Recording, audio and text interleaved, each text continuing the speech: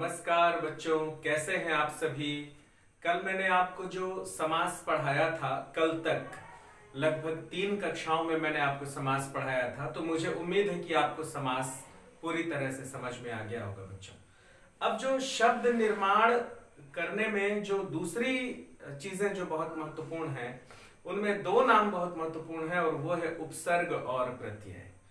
तो आज की कक्षा में हम उपसर्ग और प्रत्यय के बारे में जानने की कोशिश करेंगे। उपसर्ग क्या होता है, उपसर्ग कितने तरह के हुआ करते हैं, आमतौर पे सामान्य तौर पे उपसर्ग कितने तरह के हैं।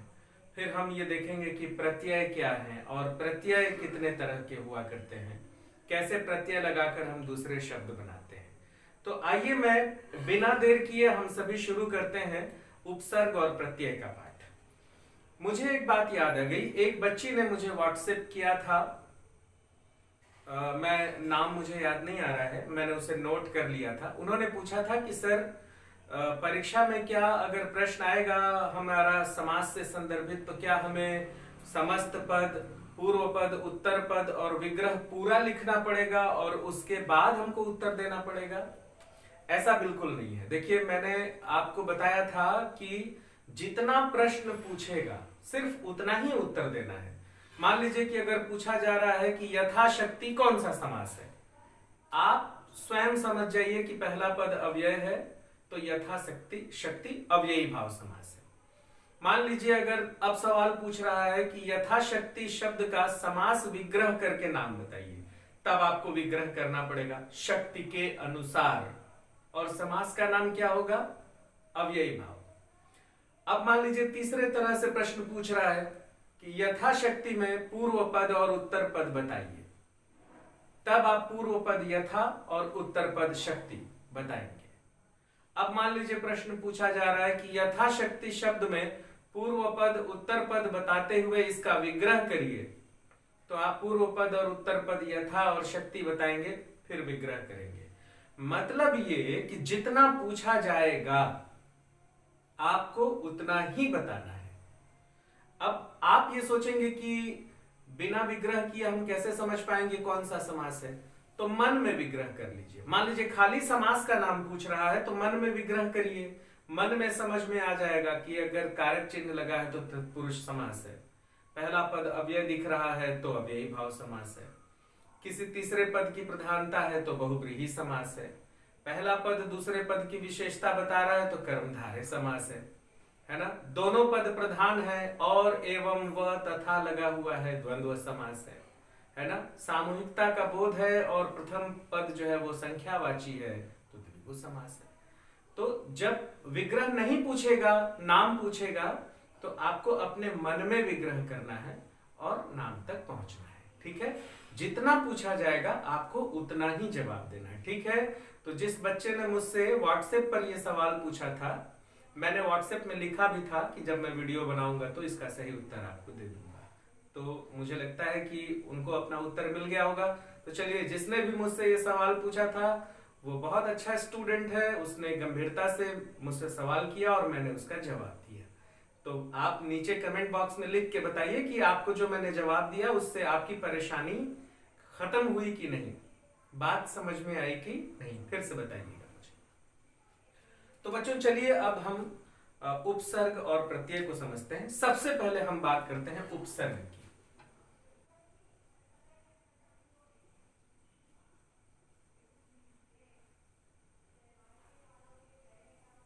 उपसर्ग वे शब्दांश जो किसी मूल शब्द के पहले लगते हैं और मूल शब्द के अर्थ को बदल देते हैं। फिर से सुन लीजिए, वे शब्दांश जो किसी मूल शब्द के पहले लगते हैं और मूल शब्द के अर्थ को बदल देते हैं। ठीक है, मतलब यह कि उपसर्ग और प्रत्यय में एक मूल शब्द होता है बच्चों, उस मूल शब्द को आपको पकड़ना है। जब वह मूल शब्द पकड़ में आ जाएगा तो जो अतिरिक्त है वो या तो उपसर्ग है और या तो प्रत्यय है। ठीक है, तो इसकी परिभाषा क्या होगी कि उपसर्ग किसे कहते हैं, वे शब्दांश वे शब्दांश जो किसी मूल शब्द के पहले जुड़े। अब देखिए, ये जो उपसर्ग है बच्चों, वो 3 तरह के उपसर्गों की हम पहचान कर रहे हैं। 3 श्रेणियों में इसे हम बांट रहे हैं। वो श्रेणियां कौन कौन सी हैं, आइए इसे हम समझते हैं कि उपसर्ग हम कितने तरह से पहचान सकते हैं। क्योंकि आप सभी को मालूम है कि संस्कृत भाषा अनेक भाषाओं की जननी है, इसलिए संस्कृत भाषा का सीधा सीधा प्रभाव हिंदी भाषा पर दिखाई देता है। ठीक है, तो संस्कृत के अनेक शब्द हिंदी भाषा में ले लिए गए हैं। तो संस्कृत के जो शब्द होते हैं उन्हें हम कहते हैं तत्सम। और जब हम संस्कृत के शब्दों को हिंदी में लेकर के उसे हिंदी के अनुसार थोड़ा सा बदल देते हैं तो उसे हम कहते हैं तद्भव। ठीक है, तो संस्कृत से आए हुए 2 तरह के उपसर्ग हैं, एक तत्सम उपसर्ग और एक हिंदी के उपसर्ग, जिसे हम तद्भव भी कह सकते हैं। और एक जो उपसर्ग की श्रेणी होती है वो होती है हिंदी और संस्कृत के अलावा और दूसरी भाषाओं से जो उपसर्ग लिए गए हैं उसे हम कहते हैं विदेशी या आगत। या तो विदेशी उपसर्ग कहते हैं क्योंकि वो विदेशी भाषाओं के उपसर्ग हैं, या फिर आगत। आगत मतलब आया हुआ। ठीक है, तो उपसर्गों की 3 श्रेणियां हम मान लीजिए कि मानते हैं। एक उपसर्ग की श्रेणी जो है वह तत्सम, एक उपसर्ग की श्रेणी जो हो जाएगी वो हो जाएगी हिंदी, और जो एक और श्रेणी है वो श्रेणी हो जाएगी आगत। ठीक है,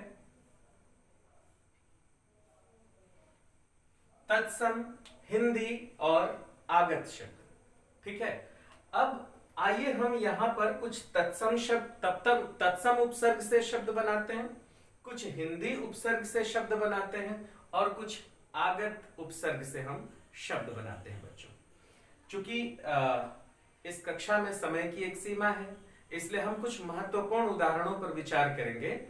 बहुत अच्छी बात होगी कि आप अपने व्याकरण की किताब से ढेर सारे उपसर्ग देखिए और उसका अभ्यास करिए। पहले हम यहाँ पर समझते हैं। तो मैं कुछ उपसर्ग तत्सम के, कुछ हिंदी के और कुछ आगत उपसर्ग यहाँ लिखता हूं और उसके बाद हम उससे शब्द बनाते हैं। ठीक है बच्चों,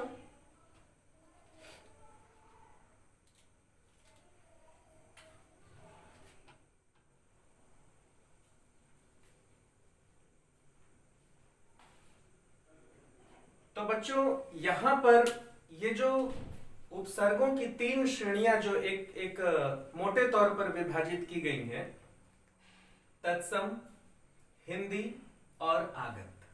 ठीक है, तो इन उपसर्गों से किस तरह के शब्द बनते हैं, 5 उदाहरणों पर अगर हम समझ बना लें तो मुझे लगता है कि हमारा काम बन जाएगा। और जब हम उसके बाद व्याकरण की किताब पलटेंगे, आप देखिएगा तो आपको बात समझ में आने लगेगी।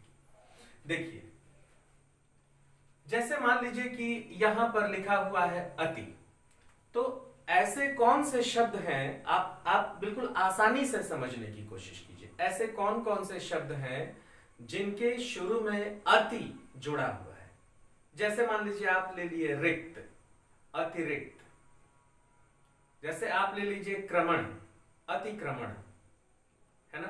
तो हम इसी से पहचान कर लेते हैं। जैसे यहां पर अति उपसर्ग है तो आप लिख सकते हैं अतिरिक्त। अब इसमें एक और अति जोड़ दीजिए, अतिक्रमण। अब इसमें देखिए जो मूल शब्द है वह रिक्त और क्रमण दोनों में अति जुड़ा हुआ है। तो रिक्त का मतलब होता है खाली, लेकिन जैसे ही हमने उपसर्ग जोड़ दिया, वे शब्दांश जो किसी मूल शब्द के पहले जुड़े हैं, और एक चीज इसमें और जोड़ लीजिए, और मूल शब्द के अर्थ को बदल दें, ठीक है। तो रिक्त का अर्थ होता है खाली, लेकिन जैसे ही अति हमने जोड़ दिया, अतिरिक्त, अतिरिक्त मतलब अंग्रेजी में हम उसे कहते हैं एक्स्ट्रा, मतलब हमारे पास अतिरिक्त चीजें हैं, माने जो हमारे पास है उसके अलावा वह चीज और है। तो रिक्त और अतिरिक्त कितना फर्क पड़ गया। इसी तरीके से क्रमण, क्रमण मतलब होता है क्रम से चीजों को लगाना, लेकिन अतिक्रमण मतलब क्या होता है, किसी चीज पर कब्जा कर लेना। तो देखिए कैसे उपसर्ग के लगते ही मूल शब्दों का अर्थ बदल गया। अब यहां पर देखिए जैसे अधि, तो जैसे अधि है तो अधिकार,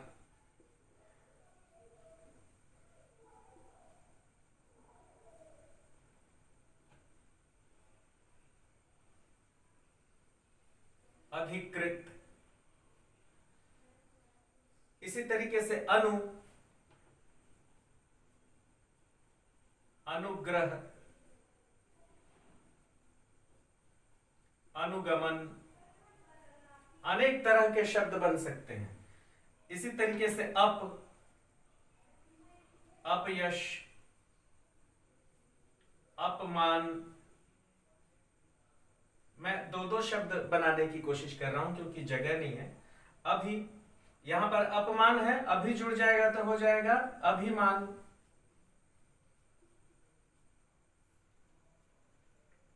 अभिज्ञान,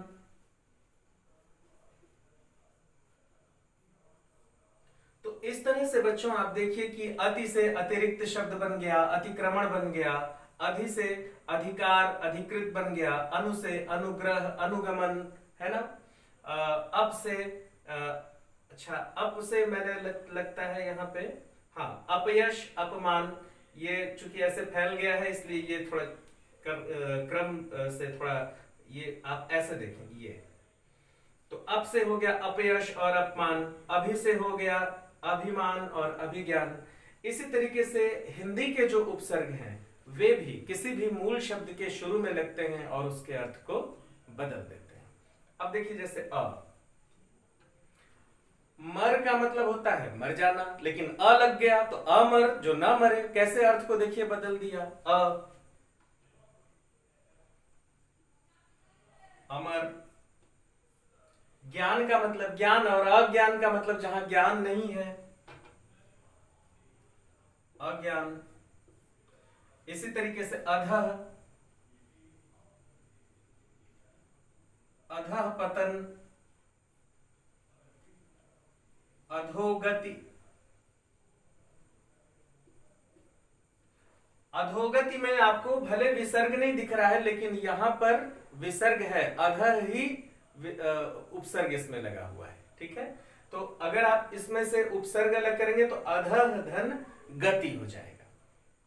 इसी तरीके से कु, तो कु बुरा, मतलब कि जैसे मान लीजिए कि प्रथा है, तो जब उसका बुरा पक्ष आ जाएगा तो हम कु लगा देते हैं। तो प्रथा में अगर कु लगा दिए, कुप्रथा। इसी तरीके से मान लीजिए एक दृष्टि है, अच्छी दृष्टि, और कु लगा दिए तो हो जाएगा कुदृष्टि।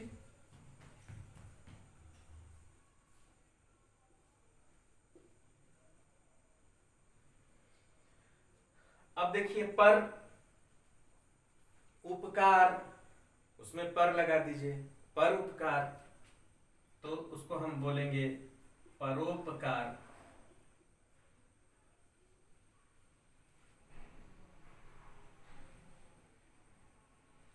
जैसे मान लीजिए कि काया शब्द है, पर लगा दिए, पर काया मतलब दूसरों की काया। सम, समभाव, समदृष्टि। देखिए यहां पर कुदृष्टि, यहां पर समदृष्टि। तो कुदृष्टि लगा तो उसका अर्थ बदल गया, सम उपसर्ग लगा तो दृष्टि का अर्थ बदल गया, समदृष्टि मतलब बराबर दृष्टि से देखना। तो ये कुछ हिंदी के उपसर्ग हैं। अब जैसे आगत शब्द हैं, आगत उपसर्ग हैं। आगत उपसर्ग में देखिए अरबी और फारसी के, अंग्रेजी के, इस तरह के शब्द होते हैं। जैसे देखिए गैर, तो आप देखिए गैर जिम्मेदार, जैसे अक्सर माता पिता जी लोग गुस्साते हैं तो क्या कहते हैं, तुम बहुत गैर जिम्मेदार हो, है ना। गैर जरूरी, गैर जरूरी, गैर मतलब हो जाता है दूसरा। अच्छा एक चीज ये देख लीजिए बच्चों, जब भी हम उपसर्ग लगाते हैं तो उपसर्ग उसमें जुड़ जाता है, अलग नहीं रहता है। जैसे देखिए मैंने गैर अलग लिखा, जरूरी अलग लिखा, लेकिन बाद में मैंने उसे मिला दिया, है ना। तो लिखने का आदत रहता है, हम गैर अलग लिख देते हैं, जरूरी अलग लिख दिए। लेकिन आप ये आपको समझना है कि उपसर्ग कभी भी मूल शब्द से अलग नहीं हटता है, उसके साथ जुड़ा रहता है।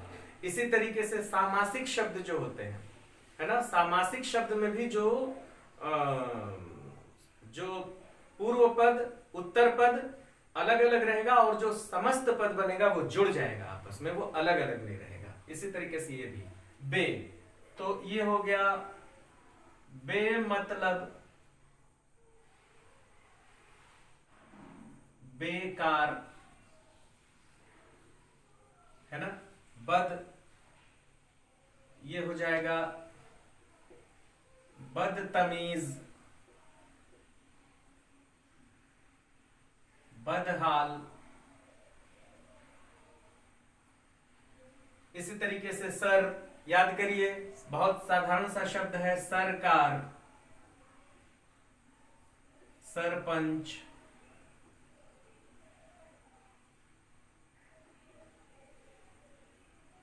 इसी तरीके से देखिए खुश, खुशगवार,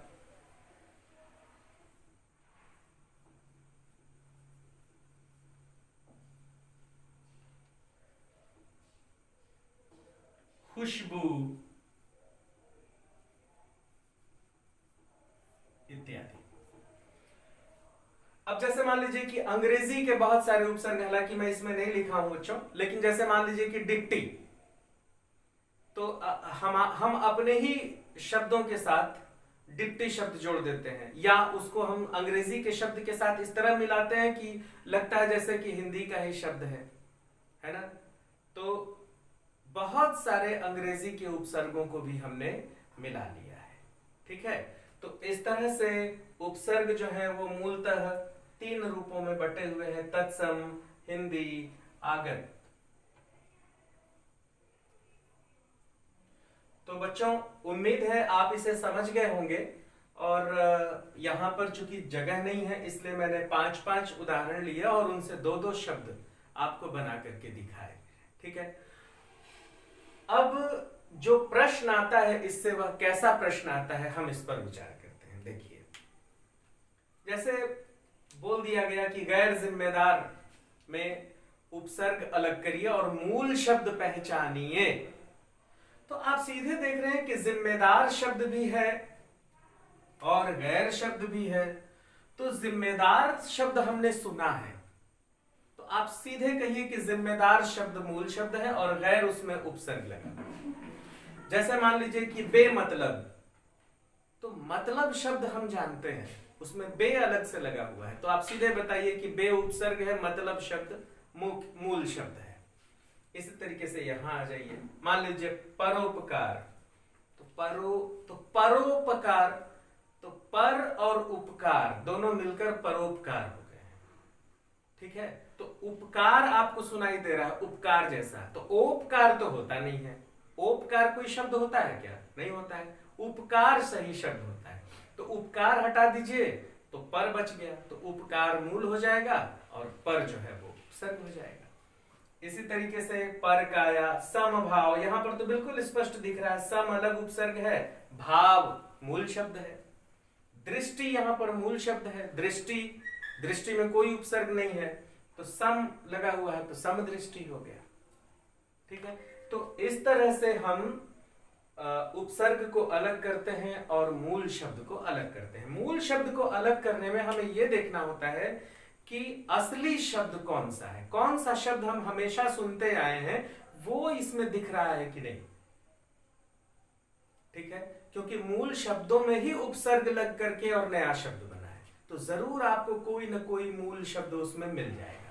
अब जैसे अमर, आप बोले इसमें से उपसर्ग हटाना है, तो मर शब्द हम देखे हैं, अ तो कुछ नहीं होता, तो सीधे अ हटाइए कि अ उपसर्ग है, मर असली शब्द है। अज्ञान पूछा गया मूल शब्द क्या होगा, तो ज्ञान, हमने ज्ञान हजारों बार सुना है, ज्ञान शब्द को अ शब्द हटा दीजिए, अज्ञान हो जाएगा।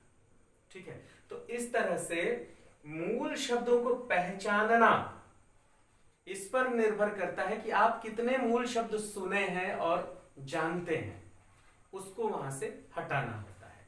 और मेरा ख्याल है कि जब हमारी जो मातृभाषा है वो हिंदी है, तो 9वीं 10वीं कक्षा तक पहुंचते पहुंचते हिंदी के लगभग अधिकांश मूल शब्द आपको मालूम होते हैं।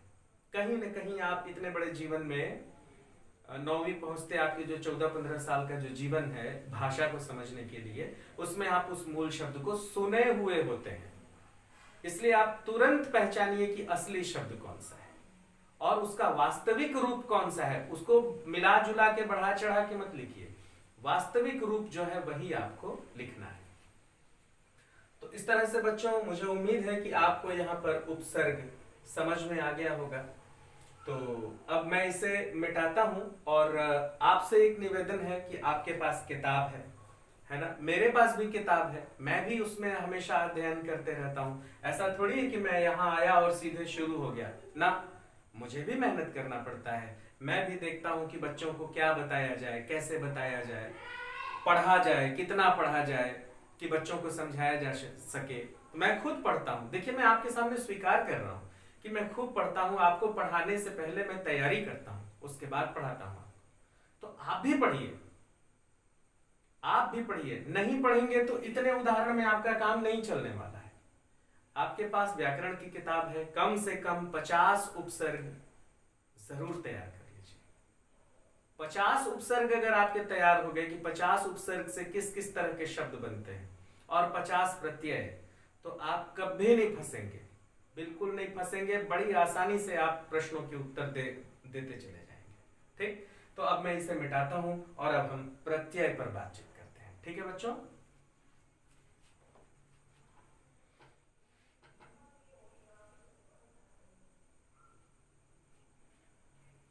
प्रत्यय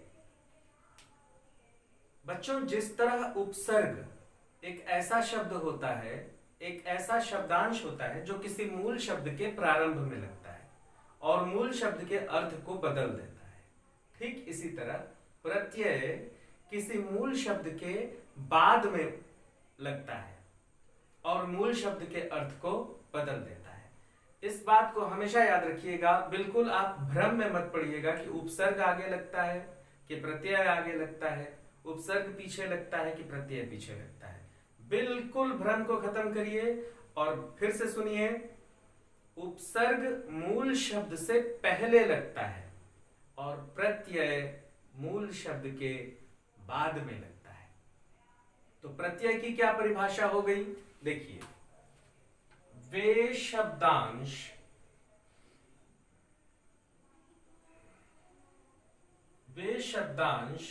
जो मूल शब्द के अंत में जुड़े।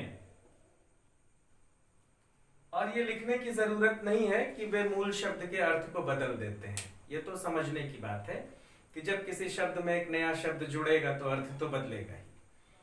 तो वे शब्दांश जो मूल शब्द के अंत में जुड़े, ठीक है।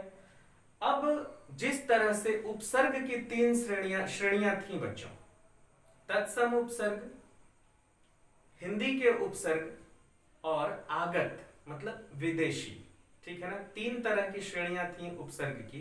इसी तरह प्रत्यय की 2 श्रेणियां होती हैं, एक होता है कृदंत और एक होता है तद्धित। देखिए,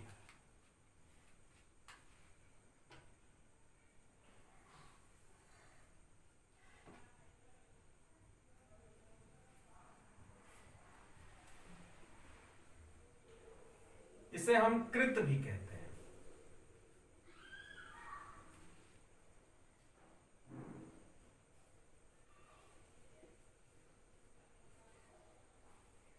कृदंत और तद्धित।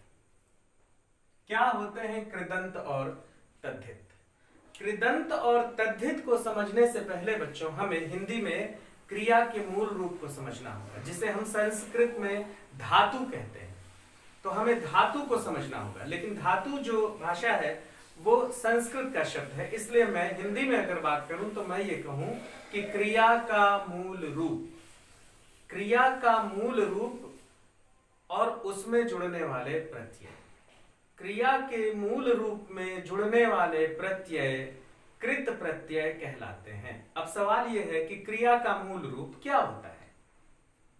बताइए आप लोग, क्रिया का मूल रूप क्या होता है? मैं भी समझूं आपको आता है कि नहीं। बताइए क्रिया का मूल रूप। चलिए हम देखते हैं। जैसे मैंने लिखा यहां पर बच्चों,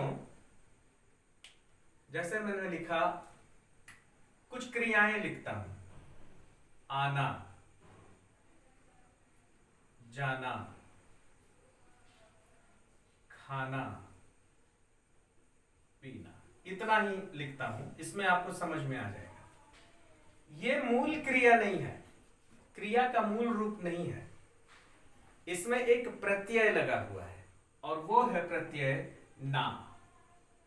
ये ना प्रत्यय लगा हुआ है।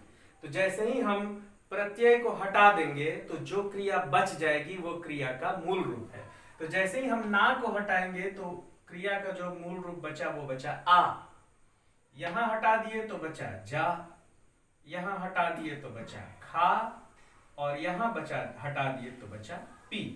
मतलब कि क्रिया के मूल रूप से जब हम प्रत्यय को हटा दिए तो जो रूप बचा क्रिया के रूप से, मूल रूप से नहीं, क्रिया के रूप से जब हम प्रत्यय को हटा दिए तो जो बाकी शेष बचा वह क्रिया का मूल रूप है, जिसे संस्कृत में हम धातु कहते हैं। और धातु एक अलग तरीके से लिखी जाने वाली चीज है।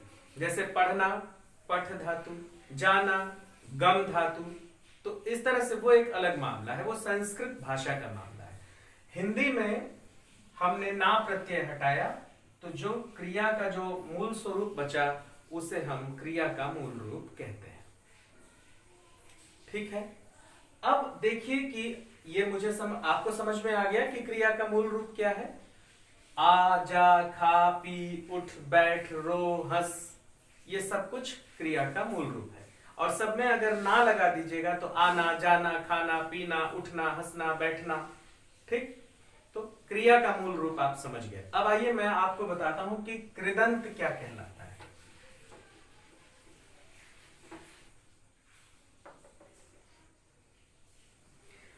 अब जैसे बच्चों देखिए कि क्रिया का मूल रूप उसमें जो प्रत्यय लगे, तो कैसे हम इसे कहेंगे? क्रिया के मूल रूप में लगने वाले प्रत्यय कृदंत कहलाते हैं। क्रिया के मूल रूप में लगने वाले प्रत्यय कृदंत कहलाते हैं। अभी हमने यहां पर उदाहरण देखा ना, जैसे हमने कुछ उदाहरण लिखा, खा, पी, उठ। अब इन्हीं तीन क्रिया के मूल रूपों में देखिए ना, इसमें हमने ना प्रत्यय लगा दिया, ना, खाली ना लगा दिया। देखिए तो ये क्या हो गया? खाना, पीना, उठना। तो ये भी ये कृदंत हो गया ये पूरा, क्योंकि क्रिया के मूल रूप में लगने वाले जो प्रत्यय हैं वे कृदंत कहलाते हैं। ठीक है। परीक्षा में प्रश्न अभी तक तो ऐसा नहीं आया कि ये प्रत्यय कृदंत है कि तद्धित है, लेकिन आप जानते रहिए कि जब आपसे पूछा जाएगा कि ये जो शब्द दिया जा रहा है, इस शब्द में मूल शब्द और प्रत्यय अलग करिए और प्रत्यय की पहचान करिए, तब आप बताएंगे कि प्रत्यय, अब इसी में देख लीजिए, मूल शब्द है खा और प्रत्यय है ना, और आपको पता है कि खा क्रिया होती है, क्रिया के साथ प्रत्यय जुड़ा हुआ है, मतलब ये कृदंत है, कृत। कृत प्रत्यय। ठीक है, अब जैसे मान लीजिए यहां पर पी है, अब इसी पी में एक प्रत्यय लग गया अक्कड़, तो क्या हो गया? पियक्कड़।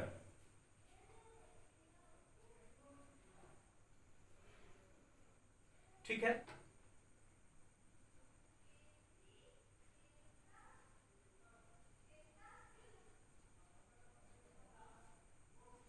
इसी तरीके से मैं दो प्रत्यय और लगाया, अन लगाया और अनीय लगाया। मान लीजिए मैंने यहां लिखा चल, चल क्रिया, अन प्रत्यय जुड़ गया, हो गया चलन।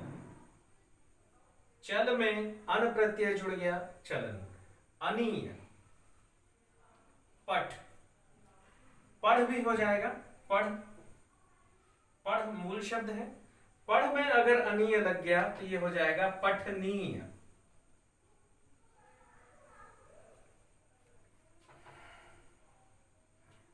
अब मैंने यहां मान लीजिए एक अंत प्रत्यय लगाया, रटना क्रिया, रट, रट में अंत लगा दीजिए, रटंत। तो इस तरह से बच्चों आप देखिए कि ये सारी क्रियाएं हैं, खा, पी, उठ, पी, चल, पठ, पढ़, रट, ये सारी क्रियाएं हैं और क्रियाओं के साथ ये प्रत्यय लगे हुए हैं। ना प्रत्यय, खाना, पीना, उठना, पी के साथ अक्कड़ जुड़ गया, पियक्कड़, चल के साथ अन जुड़ गया, चलन, पठ और पढ़ के साथ अनीय जुड़ गया, पठनीय, रट के साथ अंत जुड़ गया, रटंत। ठीक है, तो इस तरह से बच्चों क्रियाओं के साथ जो प्रत्यय जुड़े हुए होते हैं उन्हें हम कृत प्रत्यय कहते हैं। और तद्धित किसे कहते हैं? जाहिर सी बात है कि क्रिया के अलावा और जो दूसरे शब्द होते हैं उनके साथ जब प्रत्यय जुड़ते हैं तो उन्हें हम तद्धित कहते हैं। ठीक है, क्रिया से जो क्रिया के साथ जो प्रत्यय जुड़ रहे हैं वो कृदंत कहलाते हैं। क्रिया के अलावा दूसरे शब्दों से जब कोई प्रत्यय जुड़ता है तो उसे हम तद्धित कहते हैं। अब आइए हम तद्धित के कुछ उदाहरण में तद्धित प्रत्यय के यहां लिखता हूं और आपको बताता हूं।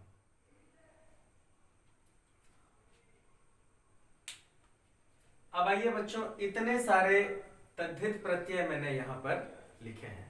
ठीक है, अब इसमें हम शब्द जोड़ते हैं और नया शब्द बनाते हैं, मूल शब्द जोड़ते हैं और नया शब्द बनाते हैं। जैसे देखिए पन, मैंने यहां जोड़ दिया लड़का, तो लड़का में जब पन जुड़ गया तो ये हो जाएगा लड़कपन। अगर मैं यहां जोड़ दूं बच्चा तो ये क्या हो जाएगा? बचपन। अगर मैं यहां जोड़ दूं छोटा, छुटपन। लड़कपन, बचपन, छुटपन, दुष्टपन, है ना, होशियारपन। तो ये जो पन जो प्रत्यय है उससे अनेक शब्द आप बना सकते हैं। ठीक, अब आइए ता, ता के सामने अगर मैं जोड़ दूं, मान लीजिए मानव जोड़ दिया, मानव, मानव के साथ अगर ता जुड़ गया तो क्या हो जाएगा? मानवता। मान लीजिए मैंने दानव जोड़ दिया, दानवता। मान लीजिए मैंने साधु जोड़ दिया, साधुता। मान लीजिए मैंने प्रभु जोड़ दिया, प्रभुता। देखिए कितने सारे शब्द मैंने ता से बना दिए। ठीक, अब त्व, त्व के साथ क्या क्या जोड़ सकते हैं हम? मान लीजिए मैंने जोड़ दिया, प्रभु ही जोड़ दिया, मान लीजिए ये प्रभु है, इसे मैंने त्व से जोड़ दिया, प्रभुत्व, प्रभुत्व हो गया। अब मान लीजिए मैंने इसके साथ देव जोड़ दिया, क्या हो गया? देवत्व। ठीक है, तो इस तरह से अनेक शब्द त्व के साथ जोड़ करके हम त्व प्रत्यय लगा करके प्रभुत्व, देवत्व, है ना, अनेक शब्द हम बना सकते हैं बच्चों इसमें। अब मान लीजिए एक, एक में मान लीजिए कि मैंने मूल जोड़ दिया, मूल जोड़ दिया इक के साथ, तो ये हो जाएगा मौलिक। ठीक, दिन जोड़ दिया, इक जोड़ दिया, दैनिक। देखिए ये छोटी ई है बच्चों, इसलिए यहां पर छोटी मात्राएं लग रही हैं। ये ई है, बड़ी ई की मात्रा है, इसलिए जब भी यहां शब्द बनेंगे उसमें बड़ी ई की मात्रा लगेगी। आप ऐसा नहीं कर सकते कि सर ये इक है तो मैंने क्या किया, सिर्फ छोटा ही तो लगा दिया या मैंने बड़ा ही तो लगा दिया, ऐसा नहीं है। बड़ी ई छोटी ई से पूरे शब्द बदल जाते हैं। अब देखिए मैं बताऊंगा आपको कि बड़ी ई और छोटी ई से कैसे शब्द बदल जाते हैं, पूरा अर्थ बदल जाता है, अर्थ का अनर्थ हो जाता है। ठीक है, इसलिए मात्राओं को बहुत गंभीरता से लेना चाहिए। तो इक प्रत्यय से देखिए मूल में जोड़ दिए मौलिक हो गया, दिन में जोड़ दिए दैनिक हो गया, भूत में जोड़ दिए भौतिक हो गया, रसायन में जोड़ दिए रासायनिक हो गया, है ना, अध्यात्म में जोड़ दिए आध्यात्मिक हो गया, है ना, राजनीति में जोड़ दिए राजनैतिक हो गया। अनेक शब्द बन जाएंगे। अब देखिए ईय प्रत्यय, तो ईय प्रत्यय से हम क्या क्या शब्द बना सकते हैं। जैसे मान लीजिए मैंने यहां लिखा लेखक, तो ईय प्रत्यय जुड़ जाएगा तो हो जाएगा लेखकीय। जैसे मान लीजिए मैंने लिख दिया भारत, भारत में ईय प्रत्यय जुड़ जाएगा तो ये हो जाएगा भारतीय। जैसे मान लीजिए मैंने लिख दिया राष्ट्र, तो राष्ट्र में ईय प्रत्यय जुड़ जाएगा तो हो जाएगा राष्ट्रीय। इसी तरीके से कार, कार आप कैसे जोड़ सकते हैं। जैसे कि मान लीजिए मैंने लिख दिया मूर्ति, तो मूर्ति में कार जोड़ दिया आप तो मूर्तिकार। मैंने यहां लिखा मूर्ति, मूर्ति में आप कार जोड़ दीजिए, ये हो जाएगा मूर्तिकार। चित्र जोड़ दीजिए तो ये हो जाएगा चित्रकार। इसी तरह यहां पर लिखा हुआ है गर। अब आप याद करिए गर से क्या क्या शब्द बन सकता है। जादूगर, मैंने यहां लिखा जादू, मूल शब्द है जादू, गर जुड़ गया, ये हो गया जादूगर।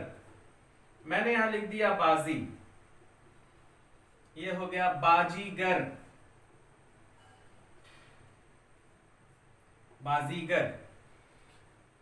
इसी तरीके से वाला, तो वाला में तो आप बहुत सारे शब्द बना सकते हैं। रिक्शा वाला, बाल्टी वाला, कुल्फी वाला, रसगुल्ला वाला, मिठाई वाला, नमकीन वाला, किराना वाला, सब्जी वाला, वाला वाला वाला, बहुत सारा। तो बच्चों ढेर सारे शब्द बन सकते हैं उपसर्ग और प्रत्यय से। यहां देखिए आप कितने सारे शब्द में आपको बना करके दिखाया, बहुत ढेर सारे शब्द में आपको बना करके यहां पर दिखाया। तो इस तरह से उपसर्ग और प्रत्यय जो है बच्चों, वो शब्द बनाने के तरीके हुआ करते हैं। ठीक है, अब करना यह है आपको कि जैसे आप थोड़ा अभ्यास करिए। ठीक है, अभ्यास नहीं करेंगे तो आप भूल जाएंगे। जैसे यहां पर देखिए, आप देखिए पठ में मैंने अनीय प्रत्यय लगा तो पठनीय हो गया। अब यहां पर ई आप लगा दिए तो आप सोचेंगे पठ में ई लगा दूं तो पठनीय हो जाएगा, नहीं, अनीय लगेगा क्योंकि यहां नीय है। तो पठ में अगर ई लगा देंगे आप तो पठीय हो जाएगा, पठनीय नहीं होगा। तो इस तरह के जो भ्रम है वो आपको परेशान करेंगे। इसलिए लगभग 25-30 जो प्रत्यय हैं उन्हें आप याद करिए, उनसे शब्द बनाइए, अभ्यास करिए, एक एक प्रत्यय से 3-3, 4-4 शब्द बनाइए, तब आपको बहुत अच्छे से समझ में आ जाएगा। और अभ्यास ही मूल चीज है। अभ्यास नहीं करेंगे तो अभी तो आपको बहुत ही आसान है, इसलिए बहुत आसानी से समझ में आ जाएगा, लेकिन अभ्यास नहीं करेंगे तो भूल जाएगा। जैसे ही आप कक्षा से बाहर जाए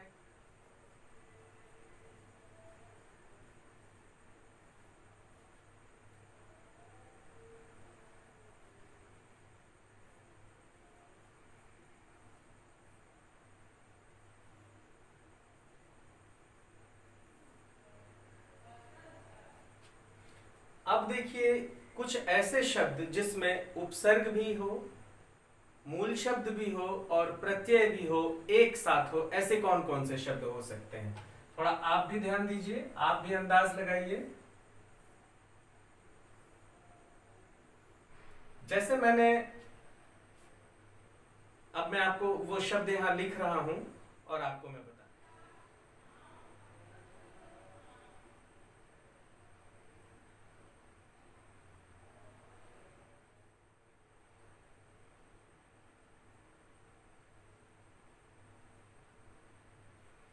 अब बच्चों आइए इन शब्दों पर आप विचार करिए। ये जो शब्द मैंने यहां पर लिखे हैं आप देखिए, उप धन सेना धनपति, क्या हो जाएगा? उपसेनापति।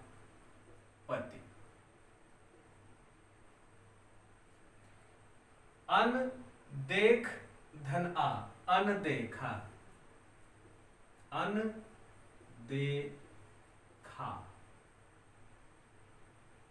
पंज आब ई, पंजाबी।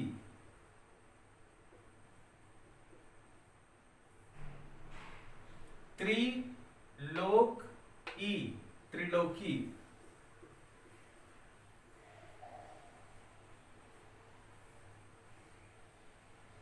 अश्लीलता, अश्लीलता।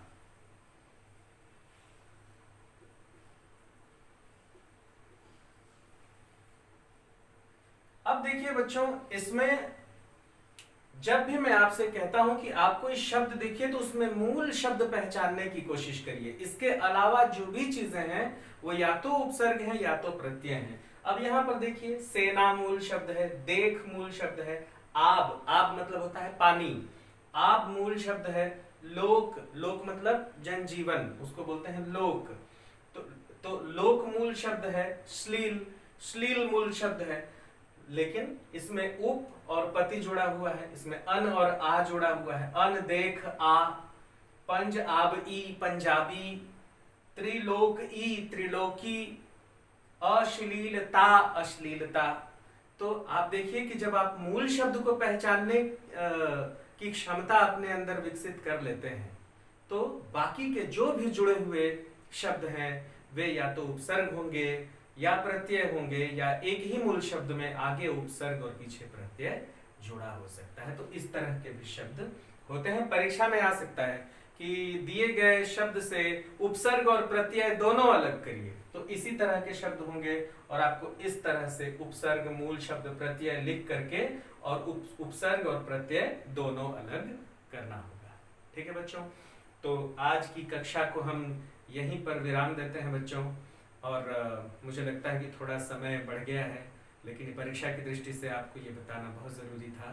तो आप इसे खूब अच्छे से देख लिए होंगे, उम्मीद है एक बार और देख लीजिएगा तो एकदम पक्का हो जाएगा और अभ्यास करिएगा। ठीक है, नमस्कार।